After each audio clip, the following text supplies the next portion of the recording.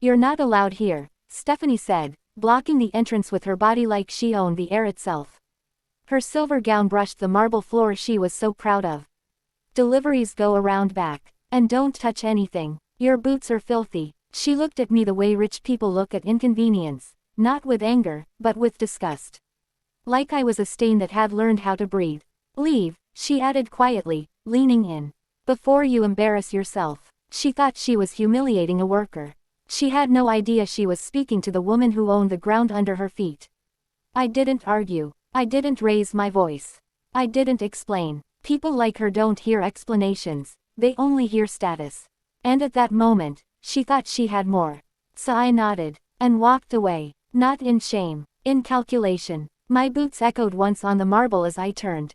Heavy, real, earned. Outside, my truck waited, not a polished toy for show, but a diesel workhorse scarred by years of labor. Toolboxes welded to the sides. Scratches from steel. Dust from foundations that actually held weight. I climbed in and closed the door. The smell of oil and metal wrapped around me like armor. I sat still, not angry, focused. I watched valets park cars worth more than most people's homes. I watched investors laugh too loudly. I watched the illusion perform for itself. Stephanie thought she had just removed a problem. What she'd actually done was remind me why I never pretend to be small anymore. I pulled out my phone and called my CFO. He answered immediately. It's Saturday, he said. I know, I replied. Calm, flat, pulled a full file on the Harrison estate. All permits, structural reports, invoices, and the lien documentation. There was a pause. All of it, another pause. Then, carefully, you're activating it. I'm done pretending. I hung up. This wasn't emotion. This was execution. For 6 months, I had played a role. The quiet girlfriend. The one who didn't talk about work. The one who wore boots instead of heels so men could feel taller around me. Garrett needed that. Needed to believe he was the provider. The heir. The important one. So I let him believe it.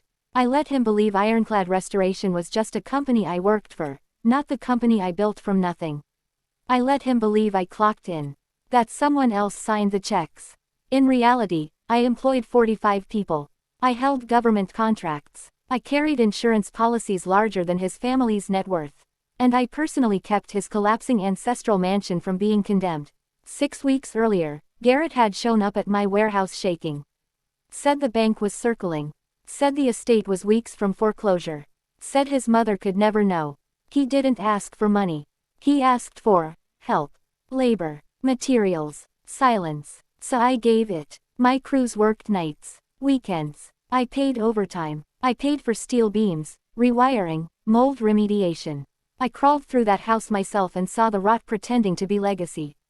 The ballroom ceiling, structurally compromised. The basement, a lawsuit waiting to happen. The foundation, failing. While Stephanie ordered orchids and crystal, I was holding her house together with engineering and willpower. And I did it quietly. Because I wanted to see who they really were when they thought they were safe. Now I did. I wiped the grease from my cheek, took off the safety vest, and left it on the passenger seat. Under it, just a plain white shirt. Work pants. Boots still dirty. Good. Let them underestimate me. I walked back toward the service entrance. Inside, heat hit first. Then noise. Then panic disguised as elegance. The kitchen was chaos. The ballroom beyond it was theater, silk, champagne, lies. I moved through it like a shadow. And then I saw Garrett. Sweating, pale, scanning the room. When he saw me, relief didn't cross his face. Fear did. He grabbed my arm and pulled me behind a floral arrangement. What are you doing? He hissed. You can't be here like this. Fuse is fixed, I said. You're welcome. He didn't thank me. Gabriella's here, he whispered urgently. Her father too. This is important. Important. That word told me everything. If they see you like this, he swallowed, it ruins everything. Like this. Not me. Like this. That's when it clicked. I wasn't his partner. I was a liability. A smudge on the deal. Before I could respond, Stephanie appeared, perfectly timed, like a predator sensing weakness. She shoved a tray of empty champagne glasses into my chest. If you insist on staying, she said loudly, at least make yourself useful. Clear the east wing. You look like staff anyway. Laughter flickered nearby. Polite. Cruel. I took the tray. Not because she ordered me to. Because I wanted to hear everything. I looked at her then. Really looked. Not powerful. Terrified. A woman balancing on a collapsing myth. People like her survive by pretending others are beneath them. Because if they ever looked straight ahead, they'd see the void. I walked into the crowd.